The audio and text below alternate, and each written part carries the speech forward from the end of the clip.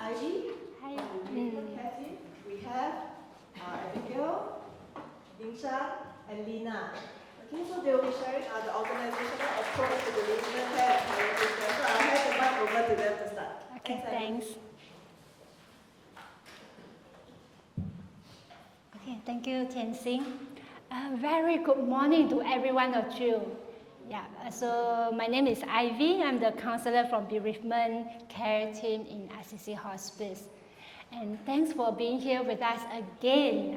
I believe some of you, this is not the first session that you attended for this symposium. Thanks for coming back. Yeah. And yeah, today I have my whole team here to join me for the presentation. Yeah. And our presentation today will touch on these 4 segments, and I will be share with you about why a grief and bereavement service in a palliative care setting like Assisi Hospice. And subsequently, my colleagues will share with you about the process, how we set it up, and what the lesson we get. And lastly, we will share with you some practical ideas and strategies in supporting bereavement, a person in bereavement. And for the longest time, right, Assisi Hospice have been known with these 3 core services, which are the daycare, inpatient care, and home care. Yeah. And our psychosocial support team, which comprises medical social workers, counselors, creative therapists, together with our clinical pastoral care team, are put in these 3 services to look after the psychosocial and spiritual needs of our patients and their family members. Like all other healthcare sectors, once our patient passes away, the patient's case will be closed or discharged from our system. So for those family members who may need a little bit more follow-up in their coping, our medical social worker will see them through phone call or through home visit. Yeah. So the medical social worker will provide some short-term intervention and follow-up for them. And in years 2021, when the COVID situation in Singapore was much better, and we delivered our baby, this is a COVID baby, literally, our baby of grief and bereavement care. Why grief and bereavement care in a hospice? And definitely it's not about COVID, right? And why? Let us take a look at what are the work that our medical social worker or the psychosocial support team is doing.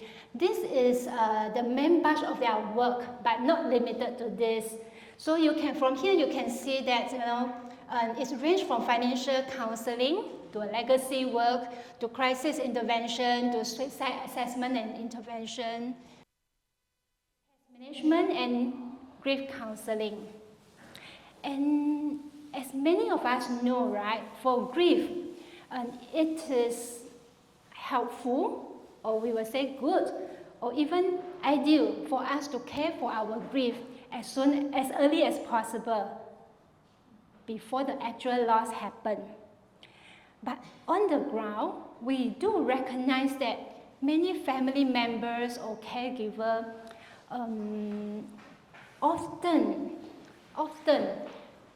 they may not be ready or do not have the bandwidth or even do not have the time or energy to care for their grief or work on their grief while they are looking after their sick loved one, right? And when their loved one passed away, wow, so in the first few weeks, even months, first few months, many family members will be pretty engaged in running errands, in the administrative work, the administrative matter for their deceased, like talking to the bank, the lawyer, CPF board, and the HDB board. Yeah. So often they will tell a medical social worker that I think I'm coping well, I think I'm good, you know, I'm very busy, you don't need to call me anymore, you can close my case, right? Or I'm too busy, don't visit me. Yeah. And that's why their cases usually will close at that point, right? And it is true that when a person is actively engaged in work, in doing, they feel good, they feel they are okay, and they feel more functioning. Yeah. But when all these work are more or less settled, and when everyone around them have gone back to their life, including their primary healthcare team, right?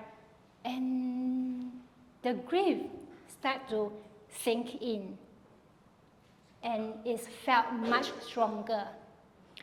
And as the bereavement care team, we have all the reason to be still there, waiting for them. And these are some common issues that family members will encounter when looking after their sick loved one, from financial challenges to difficulties in making decisions regarding the treatments, the care arrangement, and to emotional coping, like mood issues, coping with anticipatory grief, and caregiver distress, and suicide ideation. If these issues are not adequately addressed or attended to, before the loss happened, before the death happened, so all this will attribute to the challenges in their bereavement coping. It will make their bereavement coping more complex or more challenging, more difficult. So these are some of the very common problems that we hear from our bereaved clients. For example, existential issues that after their loved one passed away and they feel that half of them or whole of them are gone together with the loved one. So the loss of identity. Who am I? What's the purpose of me living in this world? And they're struggling with guilt, regret, anger, even trauma. They're traumatized by the experience of how the death happened, even though it could be anticipatory loss. The death is expected, but it could be traumatizing to some people. And also, some caregiving experience could be traumatizing. For example, looking after, take care of the wound of their loved one, or the other symptom management, and also managing the grief reactions. And in supporting the bereaved, definitely assessment, reassessment, ongoing assessment and monitoring are required to identify the risk factor and also the protecting factor to promote and encourage more functional coping pattern.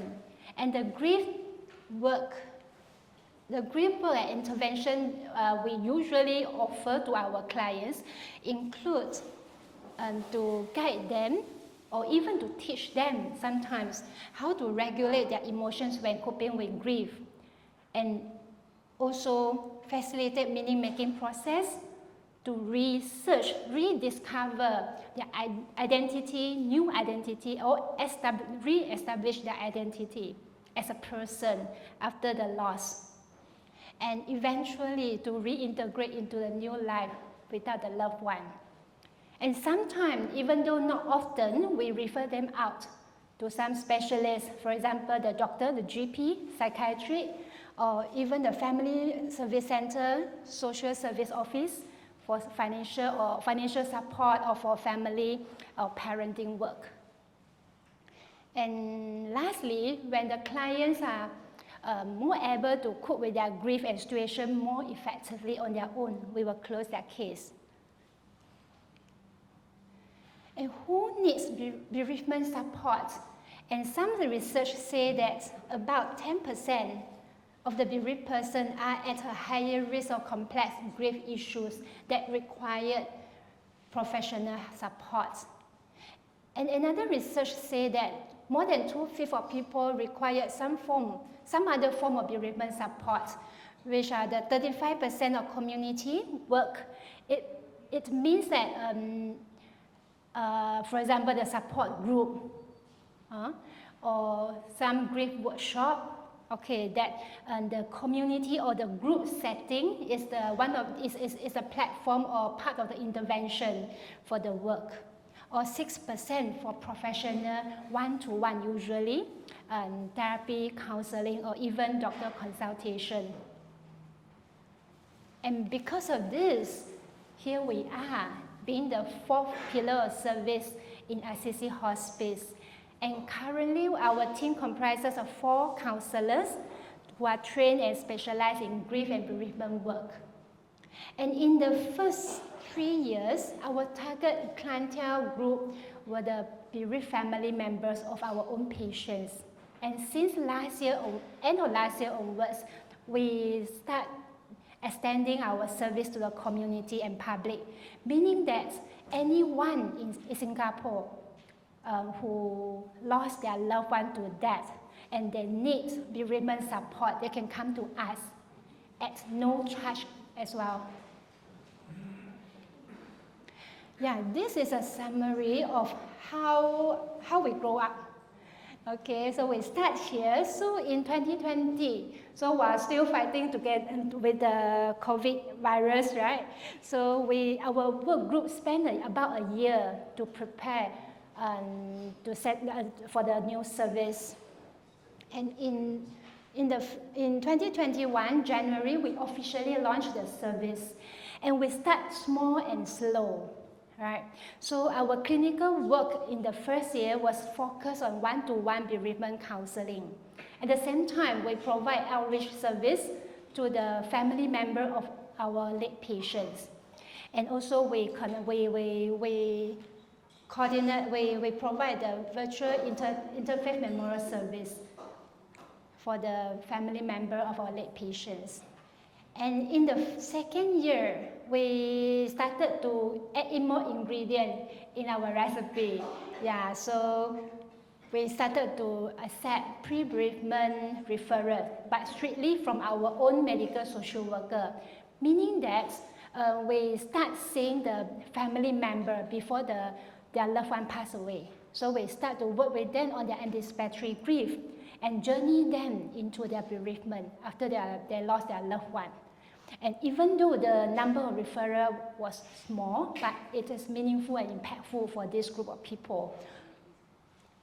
And we did the in-house bereavement tutorial for our clinical team, for example, the doctors and nurses. And yeah, we launched our very first group work for the spousal loss bereavement support group. And yeah, we have our very first and still the only one counseling room in Assisi Hospice. And in end of 2022, we completed and launched our very first grief and bereavement educational reading resources, which we named it as My Grief Campus. And it is in English. And in January this year, we launched the Chinese version for My Grief Campus. And last year, we piloted the second group platform for the bereaved and the griever. So we named it Grief Cafe. And my team will share further with you about what is this. And in September last year, we completed the first training for the bereavement befriending volunteers. We recruited 6 volunteers, and most of them are the former bereaved clients of Assisi Hospice.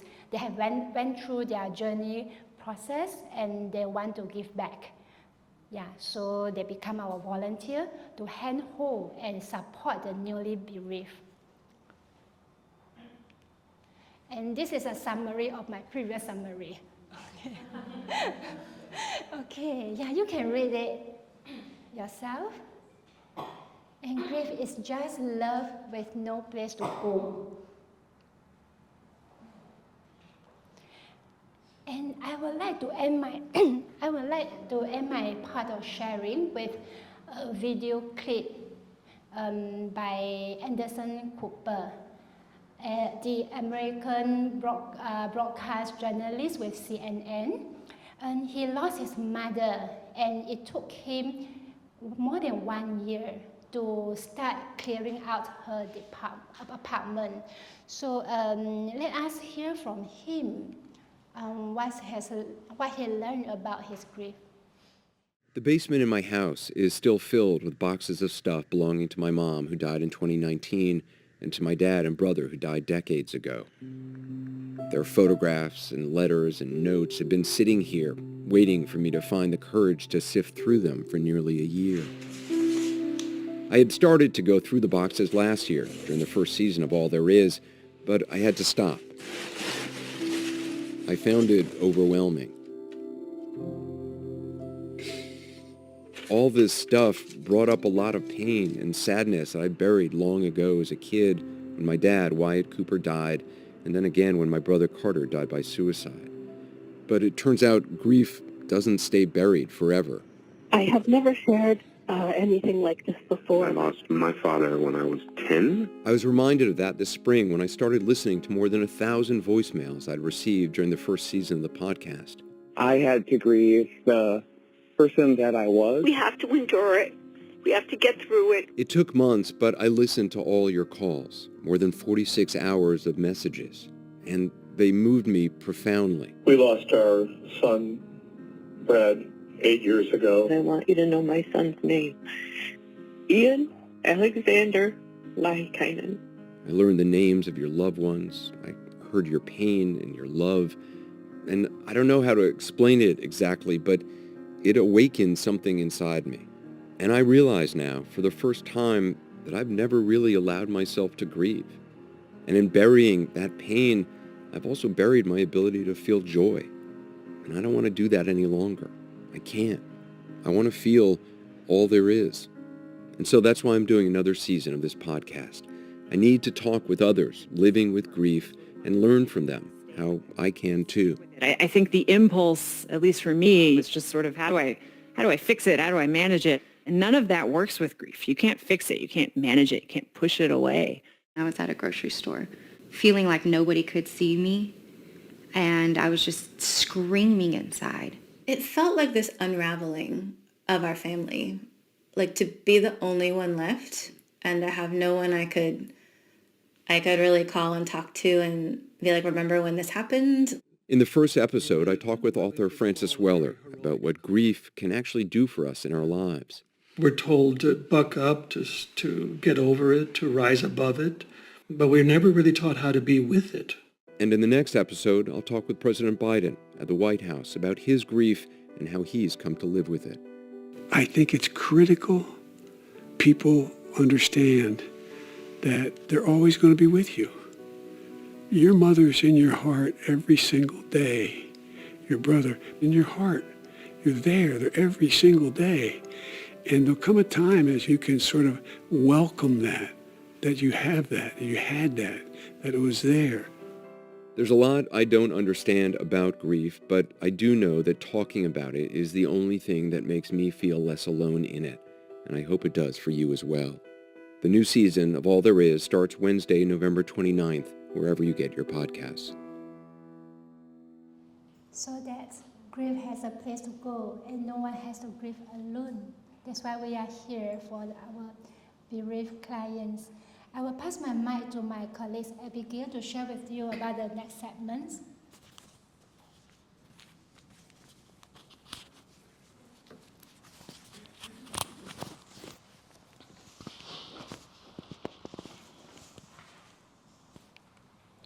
Okay, hello, I'm Abigail here.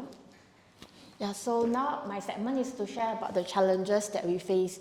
Actually, starting up a bereavement service, right, in a hospice, it's very new and unfamiliar. In fact, I think bereavement services in Singapore is not common as well. It's not commonly found. And I doubt in the community there are providers that we can easily reach out to, which is why it explains when we started the service in the first year, right, there was a lack of, service models for us to reference on, because it's so niche, right? And in Asian context, it's literally a taboo to talk about death and dying. So where can we find the reference model? We started from nothing, and we have to take a lot of references, data from the overseas bereavement centers. And also the demands versus manpower. At that point of time when we started the service, I could still remember, it was just Ivy and myself. Two of us were running the clinical, doing the clinical work and focusing on the setup, and also attending to the administrative portions, and even have to think of training curriculum and outreach, two-man show. Yeah, so, and there was also a lack of relevant clinical tools and resources. I think it's important for all services, right, to have their own evaluation tool so that we are able to evaluate how have we done, areas of improvement, and the client feedback and so forth. But then at that point of time, because again, there was a lack of such resources available, which was pretty challenging. We have to come up with ways to start off with qualitative feedback tool and so forth. And also because of how niche grief therapy is, right? The modality is so niche. That's why a lot of training is required, like a lot of development, skills development, and also networking and so forth. So I think it's important to be engaged in training so that we can hear from the participants of the training and learn from the trainer, the best practices, what has worked, and we learn from one another. And the guiding models and processes, this is the Assisi Integrative Framework Assessment that we came up with. It's a combination of the internal and external variables that we use to do our inter-assessment for the bereaved client.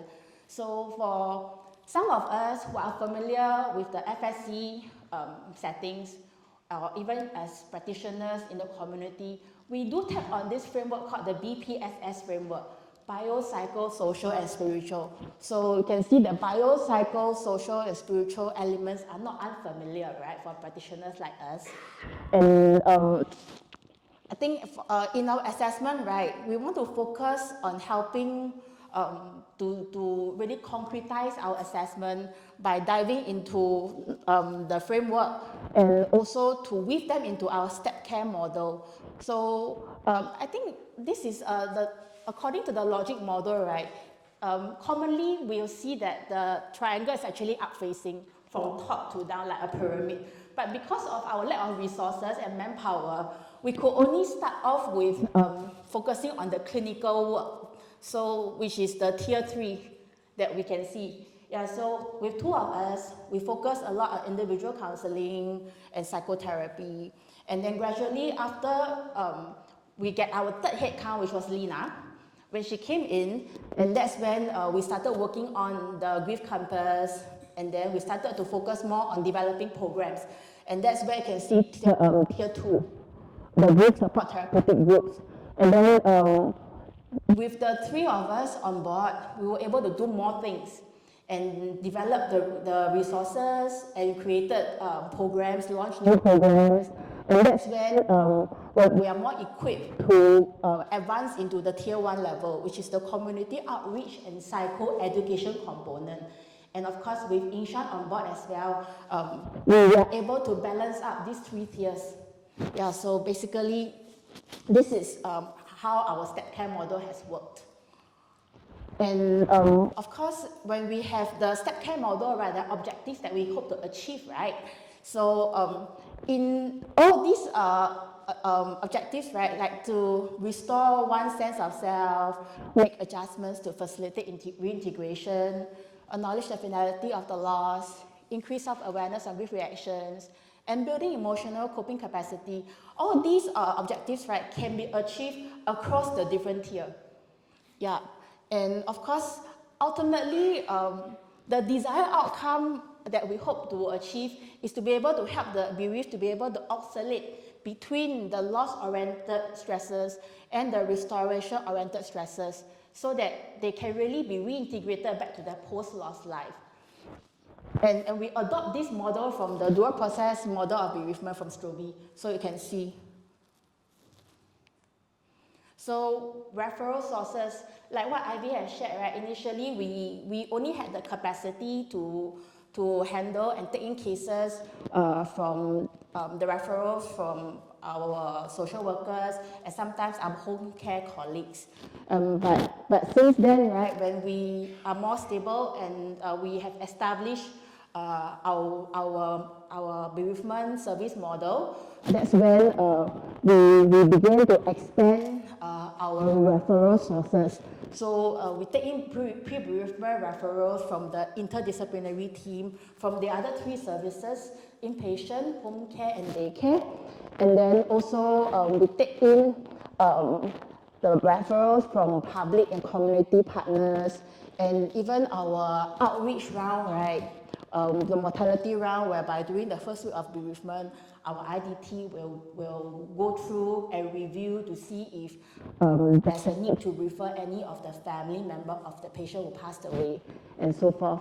And in our outreach, right, we do a blanket coverage. So meaning to say, after the first month of patients passing, right, bereavement team will receive a set of data of the patient who passed away, and that's where we will do our outreach through sending WhatsApp to check in with the family member to see how have they been coping so far, and whether just to let them know at any point of time if they do need a listening ear or some form of emotional support, they can always reach out to us.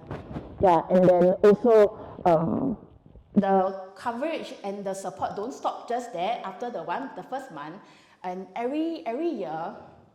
Assisi Hospice will do 2 rounds of memorial service. We call it the interfaith memorial service. Why is it interfaith? Because we focus a lot on the spiritual element. We'll invite the religious ministers from the 5 different religions.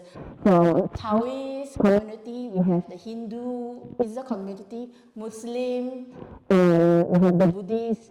And then alternate of each half year, right, we will have either the Catholic priest or the Christian pastors to come in to say words of comfort and prayers. Yeah, so the patients that pass away, right, within the 6 months, so they'll all be covered. Where we'll send the invitation to all of the family members of the late patients, and then they will decide whether they want to come in to join us for the memorial service. So implementation of this tier 1, like what I've explained, is through outreach and psycho-education, and to provide the community with grief and bereavement support and education. So these are the things that we have done: the bereavement outreach, memorial service, education resource. And of course, this year we are hoping to focus more on this component, community outreach, like to introduce grief and bereavement service to communities and hospitals. And of course, any of you here, right, if you are keen to invite us back to your organization to share a bit more about the services that we do and what kind of help we can offer or collaboration, please feel free to approach us. And then just some updates about, sharing of what has been done, in the bereavement outreach via WhatsApp. So in the year of January to 2022, January to December, about 897 outreach were made to the bereaved family members of our late patients, cared for by our home care and daycare services. So out of the total outreach that we made, right, 26 counseling requests were initiated, so it was about 2.9%. And then in last year, for the entire year, 792 outreach were made. So we have about 1.8% of family members that took up the service. So our plan for this year, of course, is still to do the same thing, to be consistent, to reach out to the bereaved family members of all our patients. So late patients, so meaning to say we are going to include the inpatient patients as well. course, in the previous 2 years, we did not have the bandwidth to cover all 3 services, but this year, I'm glad that we are able to do so. So, of course, yeah, our objective has always been the same, to really let the family members know that there's support for them, and that there are way out for them to seek help for themselves if they have any struggles in coping with that grief. And then our Interfaith Memorial Service for last year, the 30th March service, we sent out a total of 1,209 invites to the family members of our late patients who passed away during March 2022 to October 2022. So there were about 73 who actually registered, but the turnout was 67 families. Yeah, and if you can see the October turnout, right, we sent about 803 invites to families, and the total RSVP packs was 79. So Interfaith Memorial Service is carried out with the support of our clinical pastoral care team, where we actually collaborate together to make this happen.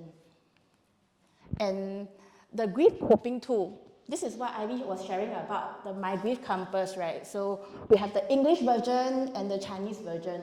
I'm not sure we have the physical copies here or not, but then if you are keen, right, any of you are keen to have a look, just approach me, Ivy, or any of my team. We can actually share with you the actual copy. Yeah, otherwise, it can be found in our Assisi website. Yeah, under the Grief and Bereavement Service Resources Kit. You can actually download it, the e-copy. Yeah, it's very useful. Maybe you all can take a look and see whether if there's any of your clients, or family members that you're working with, that you think it might help them and benefit them, right? Feel free to use it. Yeah, and this booklet, right, is basically written in a way that it's not too heavy and it's easy to understand, and it breaks down in snippets to focus and zoom in on different types of loss and its impact. And also the last chapter of it, right, is basically informing you all where to get the resource for support.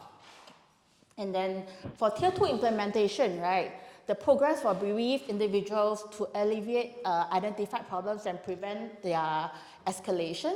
Yeah, like what I've mentioned, it's the group work, okay? The Bereavement Support Group, Befriending Program, and Grief Cafe. For Bereavement Support Group, right, the criteria for us, the selection criteria is actually based on our assessment, and it's a closed group, meaning to say it's a therapeutic group, and it's a small group settings. So it's an opportunity for the bereaved individuals to come together to work on grief and to share their similar experiences. And for Befriending Program, it's a new program that was being launched just last year.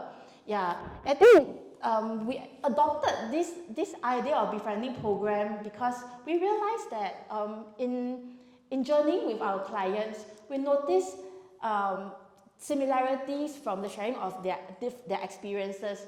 Sometimes when we are going through grief, it can feel quite lonely, quite isolated. Yeah, so that's why hearing the feedback from our clients, we decided that is there something that we can do for the client, more that we can do for the client? So the idea of having this grief befriender came to mind. And then lastly, of course, we have this Grief Cafe. Grief Cafe is a concept that we adopted from the Death Cafe. I'm not so sure any of you heard of the Death Cafe before. So talking about death can be very jarring, right? And sometimes it may not be, sometimes we may not be comfortable really talk about death and dying because after all, because of the context that we are in, the cultural perspective that we have, and some of the taboos that we have in mind, talking about death is just not easy. So therefore, we decided to modify the idea and turn it around to talk about grief instead. Really talking about grief, maybe still not so receptive, but at least it gives an opportunity for those who are, really very curious, seeking for a space to really talk about their own grief experience. Just be curious about what exactly is this grief about. Yeah, then this is the space whereby every month we have a drop-in space for them, people to explore their feelings and perspective about grief and bereavement in a safe environment. Okay, and I shall pass and hand over the other segment to my colleague, Nishan.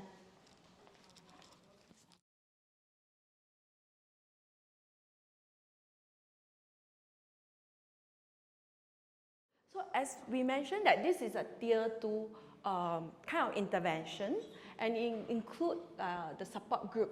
So what is the objective? So as you can see, actually a lot of time the bereaved person will often think that they are the only one who is suffering, and they often question the counselor or themselves like, actually, am I normal? Is it something wrong with me? But the fact is actually a lot of the bereaved experience more or less the similar symptoms. We will say respond rather than symptoms.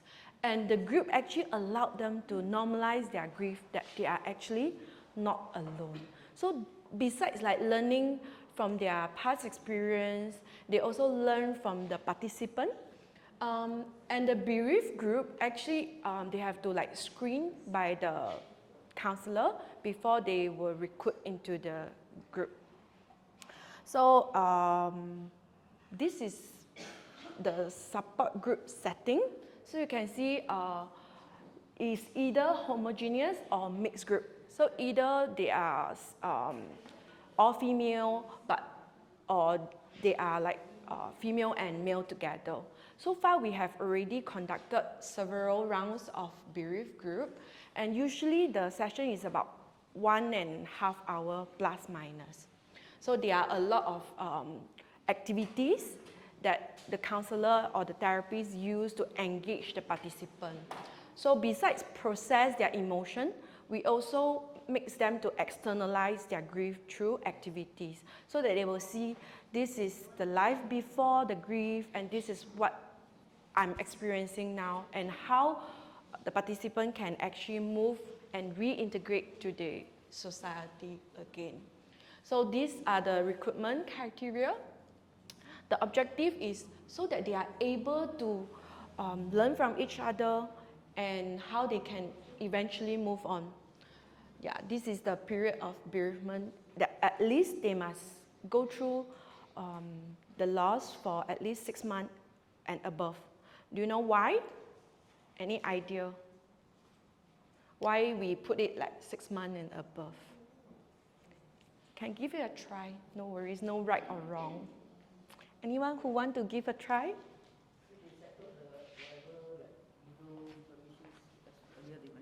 They need to settle some other, after the death, some legal, practical matters. So they're more settled with that, and then now they concentrate on themselves, then they feel it. Okay. Thank you for your input. So one of the reasons is because, as what you mentioned, there are a lot of practical things to settle. But the main reason is also because sometimes the grief is too raw, we call it. So there are a lot of immediate response that they may not be engaged well in the setting, because sometimes their sharing may also trigger, instead of doing good, may also trigger the other participant. Yeah. Okay. So the feedback, these are the feedback that we gather from the participant. As you can mention that they say, actually from despair, meaning loss of hope, to become more confident and more hopeful. So they say that I'm able to progress from the support from the team member. And this is the objective that we want to achieve. I'm not alone in this journey. Yeah, so together we learn and together we grow. So as a team, they have this community that they can tap on each other. They also can form not the therapeutic relationship with their counselor, but also among the team member. So it kind of like form a community as what we are doing today. As we mentioned earlier, Grief Cafe. So when we often hear about cafe, what does it have? Coffee. Okay, what else we have? Makan session, like pastry, cookies. So this is what we want to have, is to engage them to talk about such a heavy topic in a very lighty kind of like approach. So this group is not a closed group like just now. So just now, support group is like closed up. They need to fulfill certain criteria. But this Grief Cafe is an open platform for anyone to talk about it, to express grief. So regardless of type of grief, actually the response and the intensity is more or less similar. So we want them to talk about grief in a gentle way, and also ultimately to know that they are not alone. So what are the messages and things that they have learned is to actually bring back to their community. So they can be anyone who is interested in this grief topic, or their loved one their neighbors, their friends. So we have monthly Grief Cafe for Mandarin and also for English. So our Mandarin is every third week of the month, and English is this week, which is the last week of the month. The main objective, we want to raise the awareness that actually grief and bereavement is not something that you can process it yourself. Sometimes you need to talk it up. You need to normalize that everyone actually have their different journey, but they are grieving. Yeah? So we want them to actually kind of like advocate to talk about grief, to be comfortable to talk about grief. Because a lot of time people think that there's something wrong with them. Am I like crazy? How come 1 year already I still cannot come out? And my family member always ask me, you must move on, let go. But they didn't know that actually a lot of time we are not here to remove the grief, but we are here to walk together with the grief, how we cope with it. So these are the feedback that we receive from our participants. They say that because this is Grief Cafe is something very, very new, I would say this is one, and the first one in Singapore, because a lot of time you hear about Death Cafe, but this new innovative actually is, we are actually proudly presenting that this is our baby, that in Singapore and also in Asia, this is something very new. Yeah, so you can see actually it kind of like provide them a platform to talk about this topic. We also have our bereavement volunteer program that we mentioned. This year we want to focus more on community. So we have the bereavement befriender and also care mentor that we recruited from our previous bereaved person that they receive our service. The main objective is to create an empowering pathway for the former bereaved to be able to continue to carry out the support to the newly bereaved person. So these are the timeline that we have. Initially, when they draft up the pioneer group, Ivy and Abigail, so they draft up the program outline, present to our CEO, got the support, launched the pilot program, and January to April last year, we started to actually give the training to the participant. And this year, this is what we are doing, and we hope to launch more program to support the bereaved person and also the community. So in Q1, this is what we are doing. We wanted to review our program and craft along the way and provide more recommendation. Okay, so tier 3, clinical intervention for bereaved individuals who have difficulty in coping with their losses. So who we serve, who are our participants? So you can see from in the past 2 years, 2021 to 2023, total there are 164 spousal loss, bereaved family, bereaved client, and you can see these are the different type of the losses that we have. And total the clients are 384 who receive individual counseling. Of course, we also have several rounds of support group. Total 86 participants attended our grief cafe, and we have 21 participants who attended the 3 different type of bereavement support group. So total ended up is close to 500 clients. This is our one and only counseling room at this moment. So we are actually currently creating more counseling room because of the demand. So you can see, is it different from what you imagine about counseling room? Yeah, the first time when I stepped into this counseling room, I said, oh, I hope that my house can be like this, because it looked very cozy, and surprisingly, it didn't give me a very cold kind of like counseling room, which is black and white with one recording over there. So it made me feel like I want to spend the time over here. So the reason why is because sometimes dim light can make them, the reason is not because we want to make them cry more, but it creates those kind of therapeutic environment so that they are more comfortable in opening up during the session. So what are the lessons learned from as a professional who see the whole process of like from piloting, from getting the approval, all the way to what we are seeing right now? So the lesson drawn is we are very honored to have supportive management that recognize there's a need to support not just the family and not just the patient, but also the aftercare that we are looking at providing the support to the bereaved person.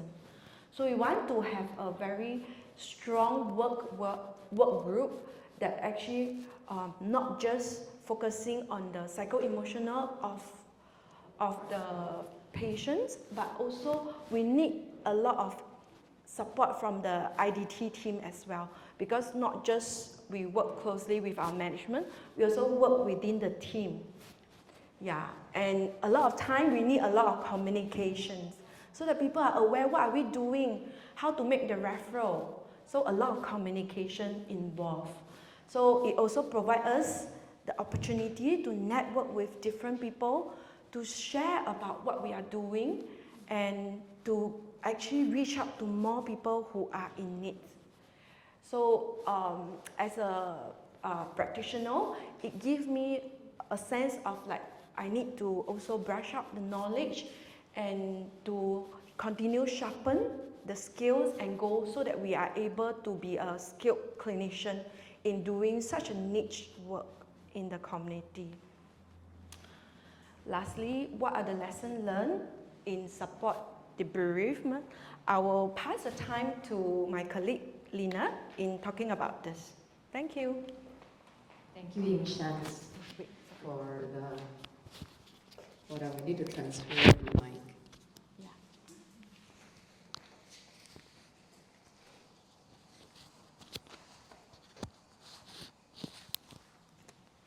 Thank you so much for all your attention and for spending the morning here. You could choose to be somewhere else, but here you are with us, and we hope that it has been a meaningful time for you so far.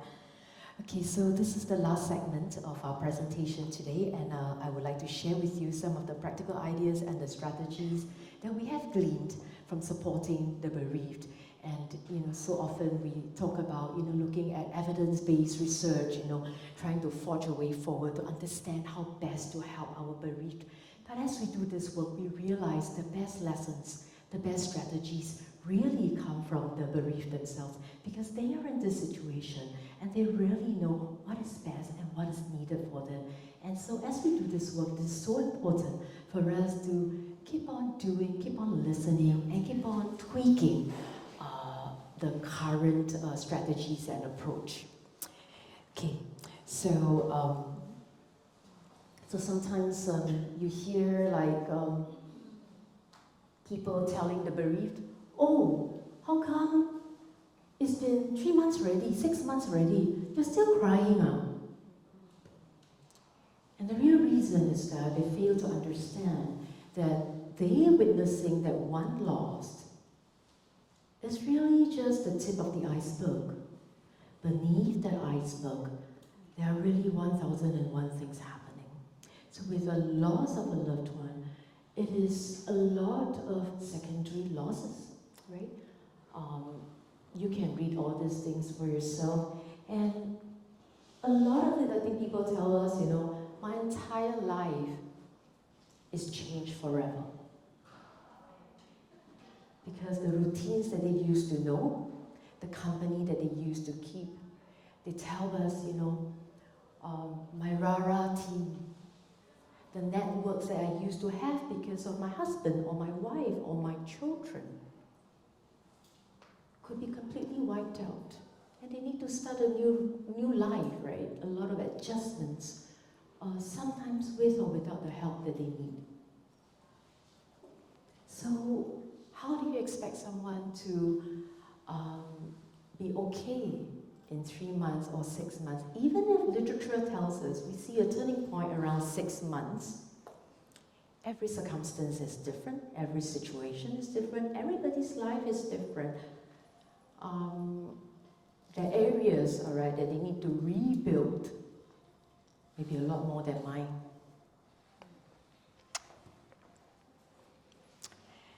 And sometimes we think that there is a way to grieve. If you do this, you'll be okay. Oh, you know, when I was grieving, I used to do this, and then 3 months, tops, we're done. But it's not like that. Why? Why?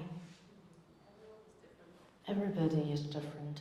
And so, if you have been in touch with soul grief theories, you will know that there is this thing called the intuitive griever and the instrumental griever. So, assuming that some of us have been doing this work, right? Now, for me, a theory like that is not intuitive at all, because what is intuitive and what is instrumental? If we can just bring it down a little bit more to the basic level of us as human beings, you will understand that we are feeler, thinker, doers. And of course, there's another one, it's called dreamers. Yeah, but that's not so applicable to our talk today. So if you're a feeler, you would do things differently, you would need different things.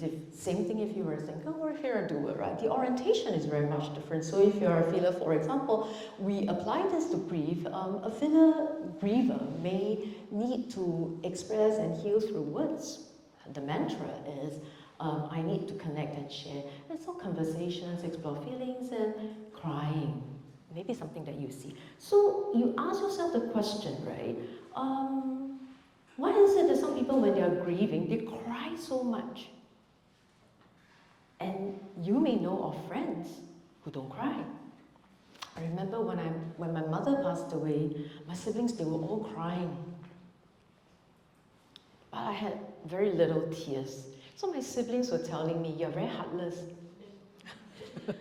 And maybe you're like that too, right? So my siblings said, you're very heartless. But look, I was the one running the entire funeral, the wake, and the arrangements. And even when my mother was sick, I was the one making all the hospital arrangements and things like that. So for me, I'm very much a thinker, doer kind of person. So even when my mom was dying, I felt the need to read a lot of palliative care literature and things like that. So a lot of the knowledge that I have today was really because of my mother when I had to take care of her. So thinker, doer people orientate in a different way. Feeler people orientate. I don't have a lot of words. I need a lot of space to read up, to understand. Even if I'm not doing, I need to understand so that I can plan my steps ahead. But a feeler may not understand this. A feeler may go like, hey, why you don't need to talk? Huh? You don't feel anything, one.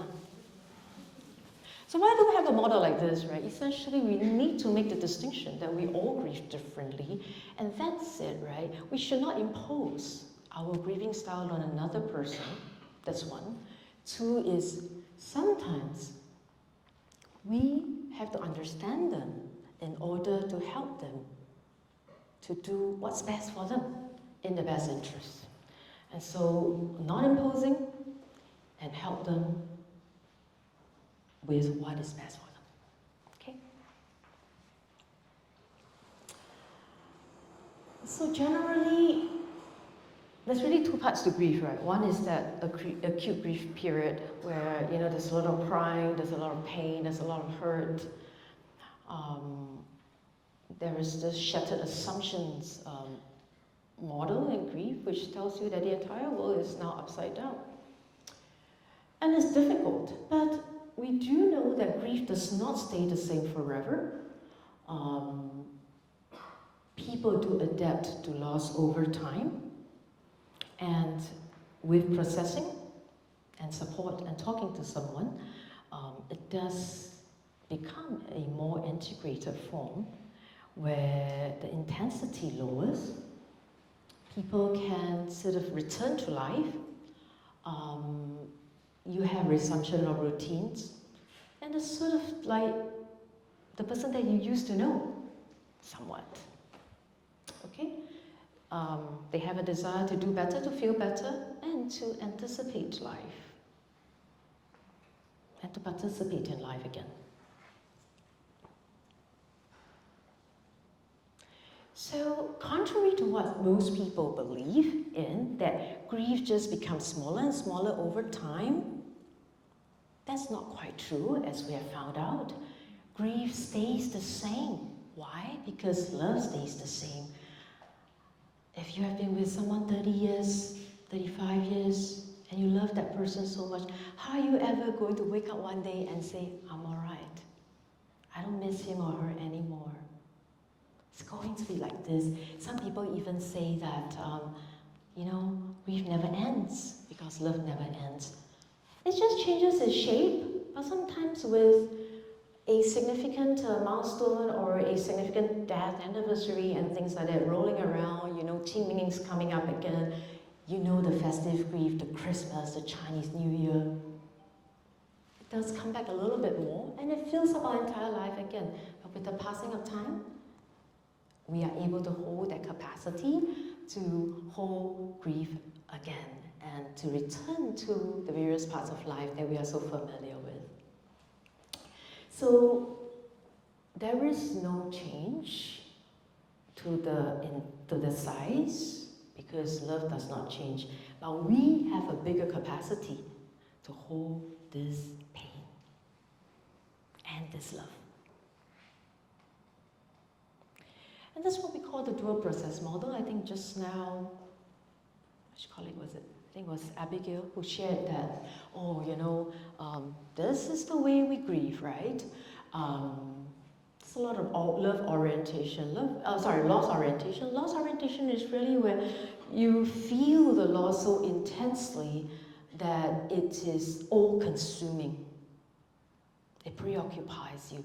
You think about your little one before you go to sleep and you wake up, sometimes dreaming of him or her, and really, really yearning and missing him or her. So that's the loss orientation. But you also realize that life moves us along, right? And there is no way you can say, oh, because of my loss, then I need to stop work and then I don't look after my children, or I just don't do anything, I just don't go out, or something like that. Yes, there may be times you need all those space, right? The space for these things. But you realize that the rhythm of life moves you along. So what do we do then as a person who's grieving? We vacillate, right?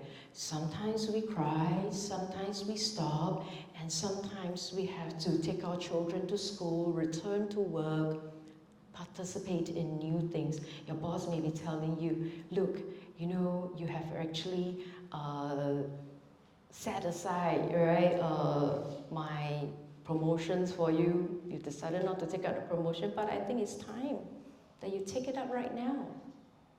So sometimes we cannot stop these things from happening. We have to return to life, right? So we vacillate, and over time you will see a downtrend that grief really becomes less intense. You still love the person, but it's now in the background. It's not always, you know, the first thing that you wake up to, that you're reminded about. You don't tear when someone mentions his or her name. And there is a healing trajectory that we are witnessing. So this is quite a depressing slide because there are so many things that we should not say to someone than the things that we should say, right?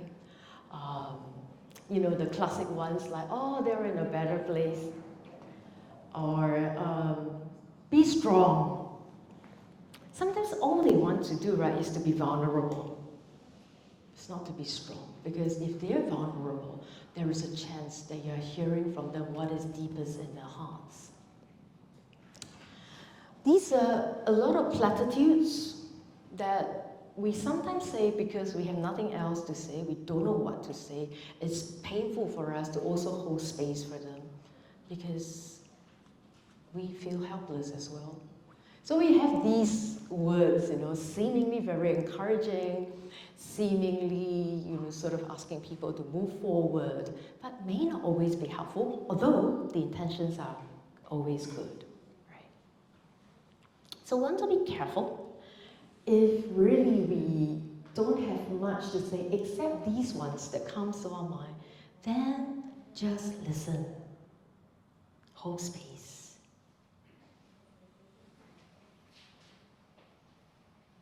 Am I missing a slide? Yeah, I'm missing a slide. Sorry. So let me just jump on to this one first. So sometimes our quiet presence is all that's needed to hold space for them, especially when we may be at a loss for words. So I want to go back to, so I say what not to say. How about, let's think about what to say, right, to hold space. There are 4 things you can do. 1, you can invite them into this space that you're holding for them and listen to understand them. So these are the things that you can say, things like, I'll listen, just tell me your story. Second thing you can do, after they tell you to sort of start the story, you don't want just to like cut them short, right? So you want to invite elaboration. So elaboration, you can talk about the 5 whys, right? What did you mean by that? How do you feel about this? Take your time. Reassure them that you are there with them, right? There is no rush. The most worrisome thing that we can ever do is that even before you say anything, they sense that you have no time. So don't keep looking at a watch. Or I for one, right, I'm very conscious about time because I used to do teaching, right? And then, you know, you're worrying like, okay, 30 seconds before the bell ring, you have to settle and pack up, and then you have to rush for the next class. So I'm very, very conscious about time. But then as a counselor, I realized, you know, the watch is the last thing you need to look out for. It's the person's face, right? So sometimes we may need to support them to look at different perspectives. So we can say, oh, have you considered another way of looking at this? Because sometimes, you know, they are into a vortex of ruminations, and you want to be very careful about that. So you do want to, you know, gently offer other perspectives. Sit with their distress, acknowledge, you know, the suffering and the hardship that they are feeling. Things like, this is hard, this is so heartbreaking. Sometimes I find myself at a loss for words. What on earth can I be saying to make you feel better? If this loss has been so devastating, I have no words as well. So when I hold space, I'm very, very careful about that. And nothing I say can really, really make them feel better. But, you know, I can assure them I am here to support them, and I can empathize with them. This is so frightening, this is so painful for you. Okay? And of course, sometimes we need to use silence and we need to finish safely. We don't really want to hang them there like, okay, sorry, I got no time really, I see you around. You won't see them around, that's the last you'll see of them. But maybe we want to say something like, you know, it's time for us to finish soon, but let's come back to this. We have to draw the session to a close, but may I offer you some materials that you may read over time before we meet again. Okay? Just have 2 more slides to go. So now you see me looking at time, right? Because I do want to give you some time to ask questions as well. 2 categories, two groups of people that we really somehow want to be a bit more caring about sometimes, right? Are the children and the elderly, right? My colleagues have brought some copies of the Grief Compass. You will be able to see that we have a section on supporting children and we have a section on supporting the elderly. So if you feel that you need information, but then it's not, we don't have enough booklets to go around, just go to our website, you will see them. Okay, so generally for children, we're talking about children, of course we know that we have adult children, but I think we're really talking about children, young children, toddlers maybe, all the way to maybe teenage years, okay? So what do we need to do for them? We have to be very age appropriate and don't overwhelm them. So sometimes you have all these medical terms or the medical developments or the progression of the illness. For very young children, they don't need all this information, right?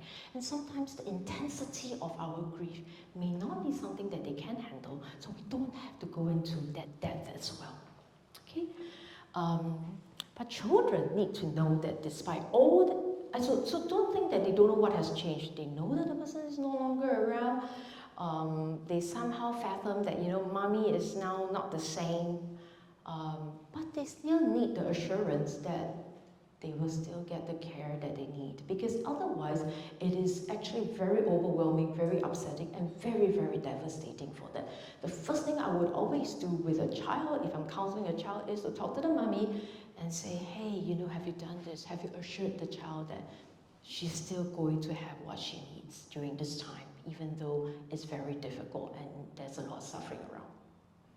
Okay, they are not self-centered, but they need that stability. So routines are one of the best ways to allow them to feel reassured. So if they've always had a story before bedtime, read by Papa, who's no longer around, Mommy would have to consider doing this. Or find a tape recorder, or find some childhood storytelling programs, so that they still have that routine. Who sends them to school? So that must still continue, okay? Give them the space, just like adults, let them express their concerns, fears, their grief as well, but do not force them, right? Listen out for a suitable time, and if you're not ready, they're not ready, so there's no need to say. Sometimes when they don't say all these sadness, and it's as if they're bearing, but it's really because what they need is that they need to continue with life.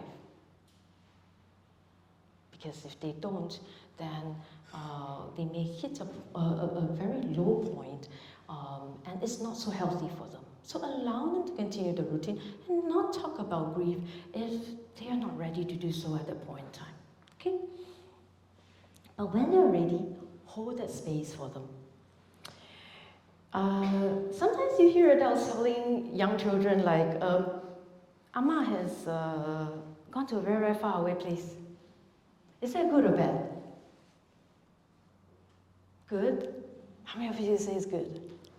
Hey, just now you say it's good, but then no hands raised.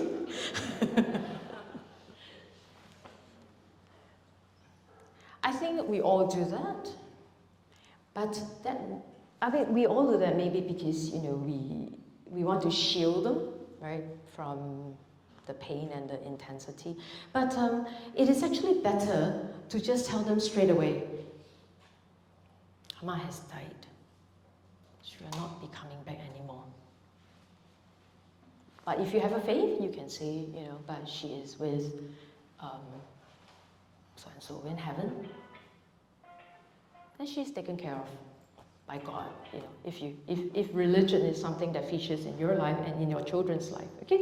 So don't use euphemism. They really need to know, they need to know in concrete terms, in permanent terms, that this is not going to happen, so that they would not be waiting for the person to return, and it causes anxiety and longing and deepens the sense of loss, okay? So help the child to understand that he or she is also not to be blamed for the death, especially when children are very egocentric, 2 years old, 3 years old. They think that the world revolves around them and things happen because of them, right? So they think, oh, I caused Papa's death, or I caused Mama's death. But distinguish that for them, that they are not to be blamed. Okay, supporting the elderly in grief.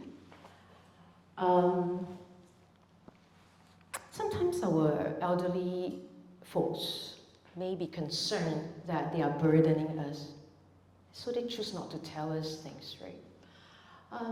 So that's why it's important for them to understand that they are not being a burden to us. So invite them, you know, reassure them that, hey, we're here to listen, we're here for them. Sometimes that holding space is centered on the practical things. Cooking a meal for them, visiting them, calling them. It may not really be, Papa, Amma, how do you feel like after so-and-so has died? They may not even know how they're feeling, right? But you're being there, right? You're just doing things for them. Bringing them for medical appointment would be important for their well-being in the long run. To know that they are also still being taken care of, perhaps despite their partners being gone, okay? Sometimes we tell them, don't cry, but actually we need to say, it's okay to cry, okay? Tears are important. Tears are part of the grieving journey, and tears will help them to heal. So, yeah. So remind them not to make major changes right away. Sometimes we have elderly clients and they go like, oh, I now want to transfer my HDB flat to my children. My husband gone already. Give to my children. So we ask them, so are you very sure of a place that you have to stay? You have a place to stay, you know, if any of these changes happen? Sometimes they are also being pressured by the children to transfer the ownership. And we want to be careful about that. Okay, so remind them of the importance of self-care, and you know, if you are the social worker or if you are the family, help them with the paperwork. And if you can, bring the children and the pets over. It's not distracting them, but it's really just enlarging the space of activity for them. Okay? All right, I am done, and thank you so much for listening to me. We'll invite the team back to, I will invite Ivy back, right, to helm the question and answer segment. Okay, actually I want to share with you. Yeah, my colleagues bring this flyers of our bereavement program. So after this, right, feel free to, you have to take a few copies for you, for yourself, for your team. Yeah, so these are the information about bereavement support group, grief care, and the counseling. Any question?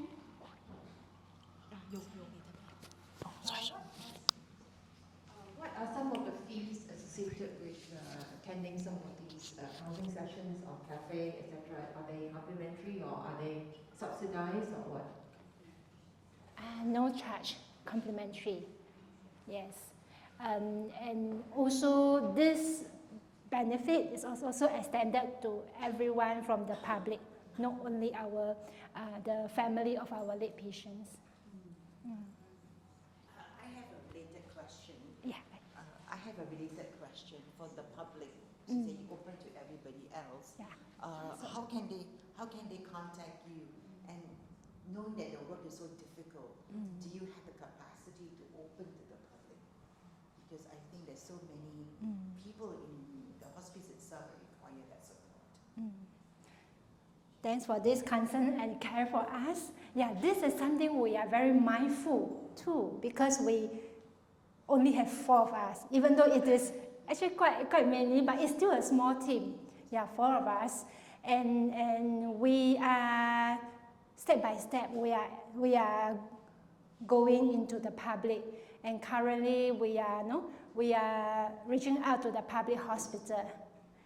Yeah, so that our medical social worker in the hospital can help to spread the word or even make referral to us. And I believe if there is demand, our bosses will recruit more counselors. I hope it's so hard. Yeah.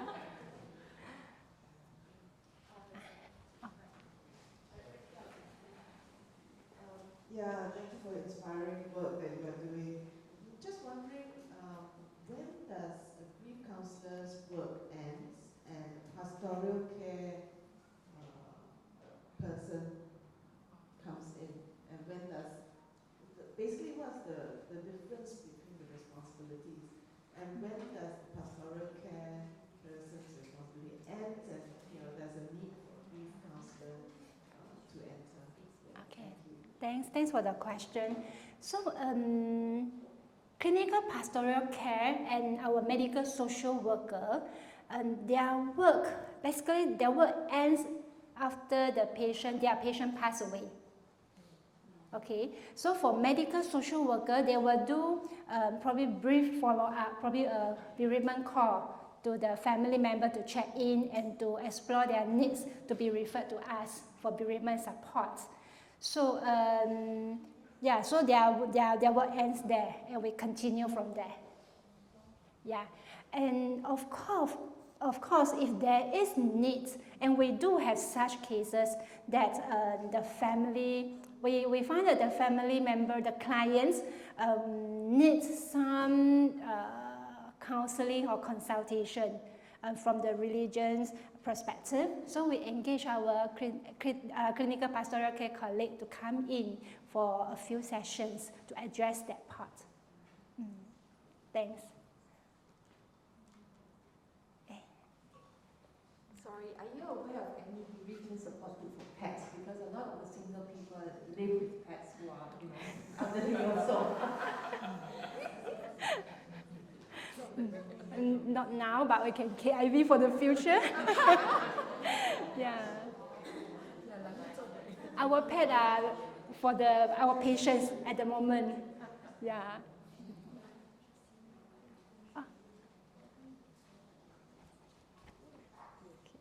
How would you deal with, let's say, kids are pretty young, and then they do not know much about death, and then for some kids that reluctance or refuse to voice out, and also they have some behavioral changes.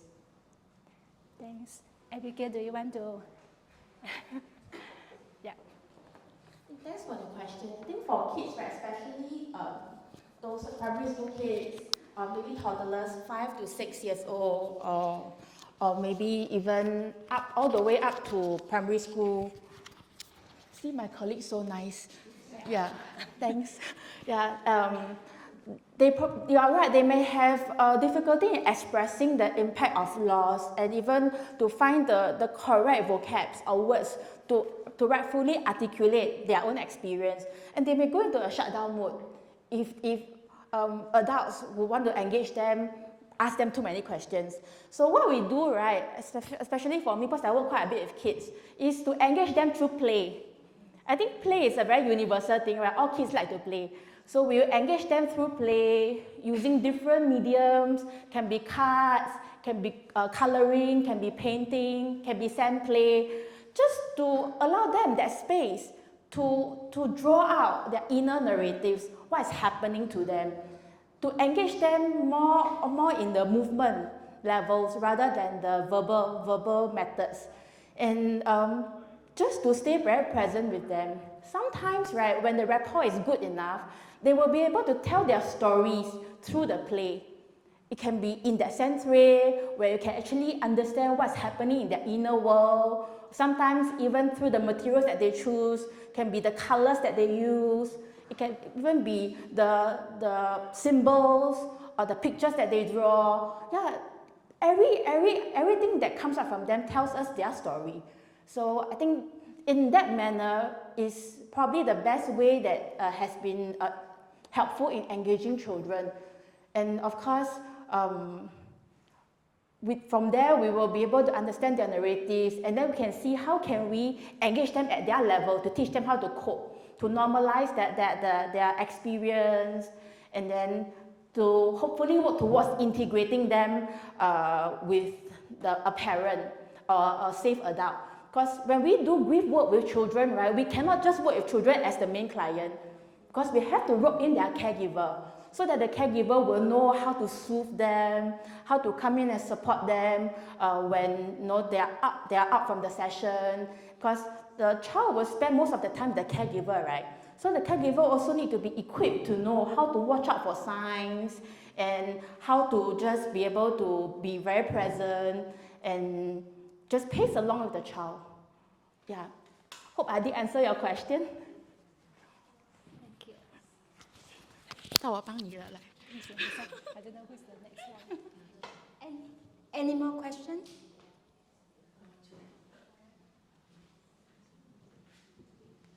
I actually have two questions, if you don't mind, sorry. I think at the start you spoke about how sometimes in the post-loss experience, especially in the initial phase where the griever may have a lot of practical matters to attend to, and so sometimes they may present to actually be coping, and then after that, when all these things are sorted out, that's where they may truly start to experience the grief. How long, is there in your experience a certain time frame in which this might start to happen? It is a good question, and it really depends though. Some they probably, they don't have this calm period, cooling period, but some from the client we have, right, probably a few months, 1 to 3 months, and after that they start to zoom, go down. Yeah, but it is like what we share. Grief is a very individual, very unique experience. Everyone is different. Yeah. Sorry, do you mind I just ask another question about your pre-bereavement screening? Just wondering, on a practical basis, I suppose the pre-bereavement screening is conducted by other colleagues through their referral. So, how do you actually, how do they actually do that? Are there certain checklists, certain indicators that they look out for? Yes, we have a referral form for our medical social worker.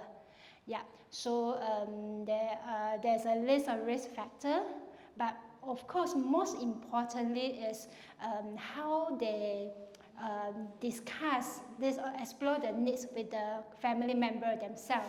Yeah, because it's not necessary that they are really struggling a lot or feeling suicidal, feeling depressed in order to seek help. And many of them, right, because of their conversation with our clinical teams, their doctor, nurses, therapists, and social workers, they have this awareness that they need to care for their grief. They need to make sense, make meaning, or find a closure. Yeah, so they were asked to work with us. Yeah. All these are also very important reasons for them to be in the counseling support. Thanks.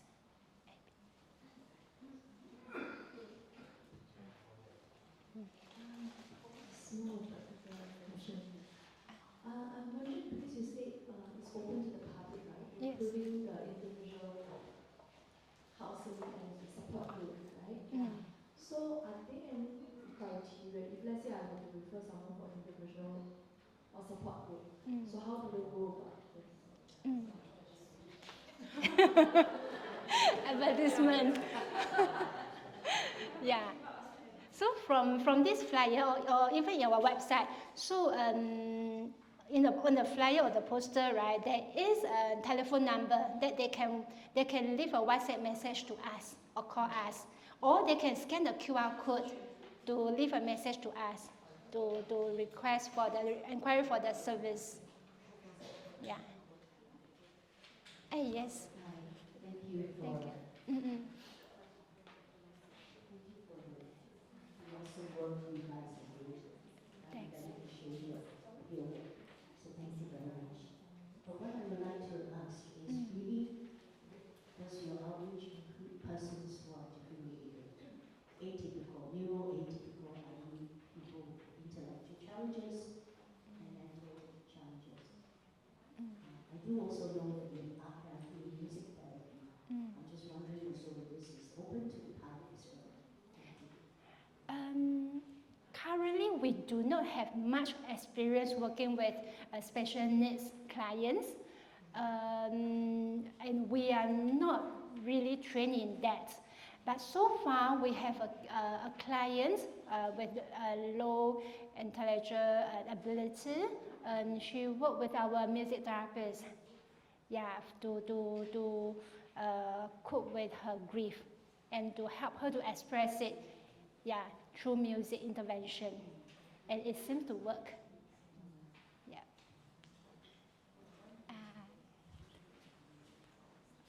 Yes.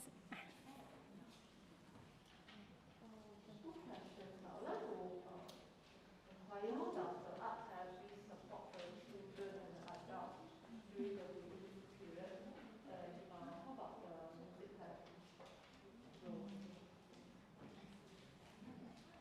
Okay, sorry that because we are not art therapists and music therapists and they are not here, so I can't speak on behalf of them. But from what we know in general, so art therapists use us as a platform and intervention to facilitate storytelling, meaning making. For music therapists too, same. So they use music sound to facilitate the telling of story. Yeah. Sorry, I can't really give you a complete picture about that.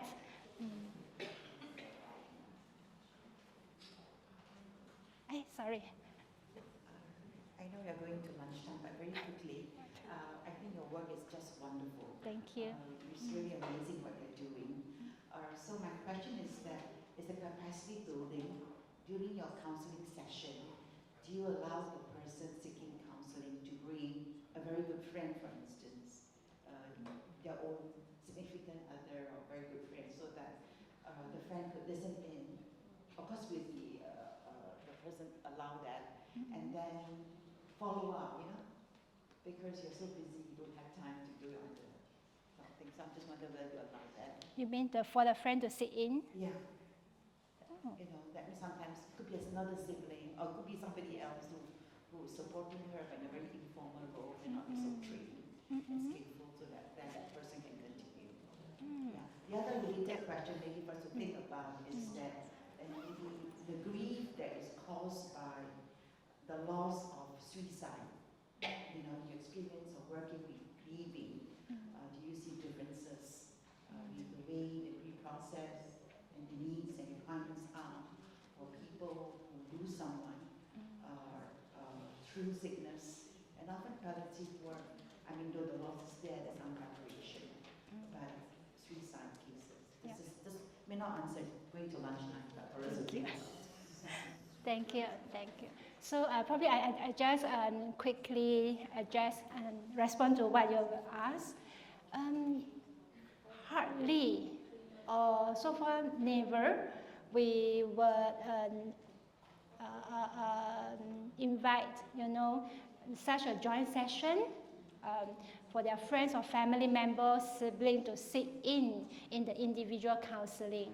Yeah, because most importantly, the comfort of this client. And many clients, they do not want to burden their loved one, their family member.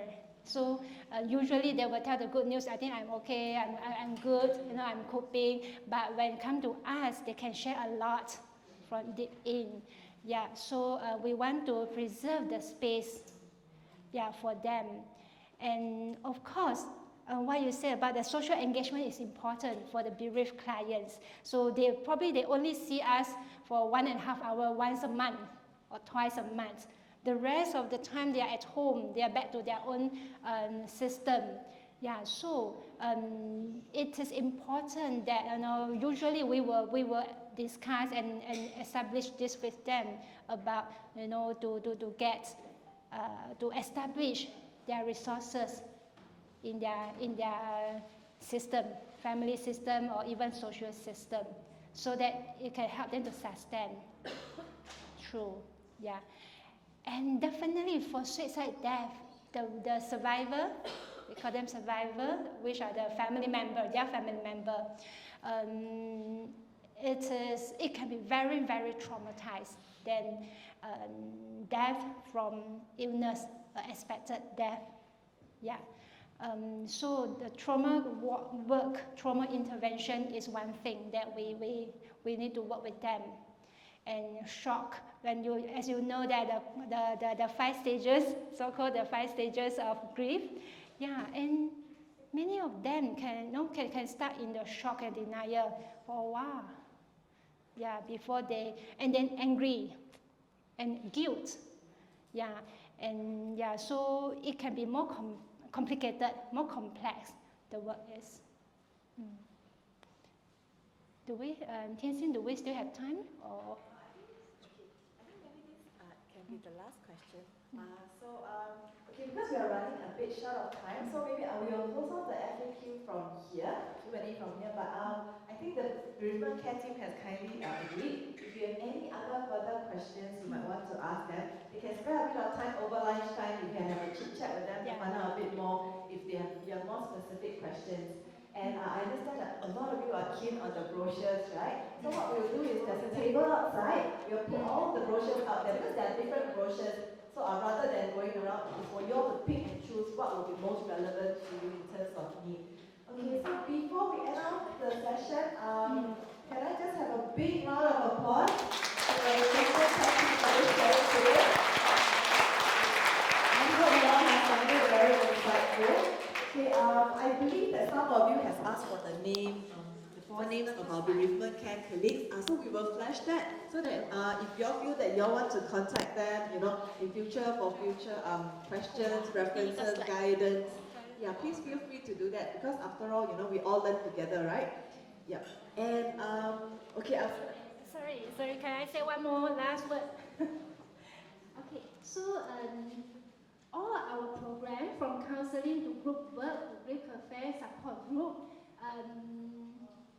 actually we do not, okay, the medical, we do not need the referral from medical social worker, meaning that it's good that if you are a healthcare worker, you can refer your client to us, or they can call us or WhatsApp us to inquire for the service. They can so-called the walk-in. I cannot walk in here like that, but WhatsApp